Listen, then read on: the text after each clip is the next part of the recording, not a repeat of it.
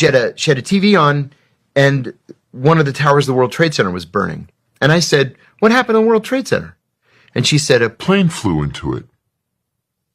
And I naively said, You know, that happened once before. In 1932, a bomber flew into the Empire State Building. but it was really foggy then.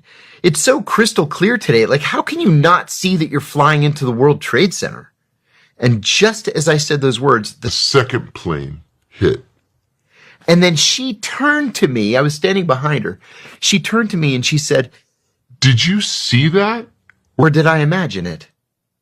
And I ran back to my office and I said, Said, guys, 2 planes just hit both towers of the World Trade Center. I think we're under attack.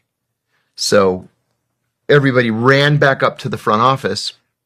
Now, Cofer's office had TVs mounted above the door, like CNN, MSNBC, Fox, BBC, Russian, Iranian, whatever, Chinese.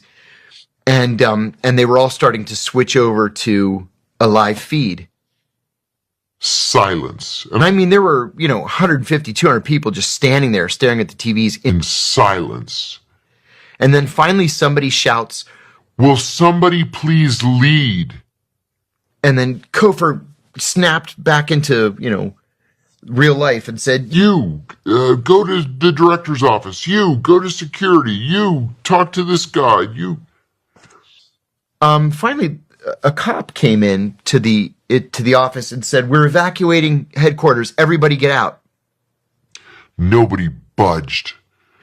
And then an hour later, he came back and said, "If you don't evacuate..." You'll be arrested, which they meant.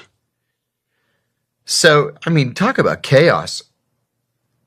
We all evacuated.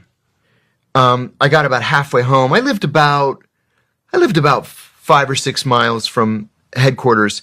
I got about halfway and I just couldn't get any closer to my place. So I just abandoned my car on the side of the highway. she had a TV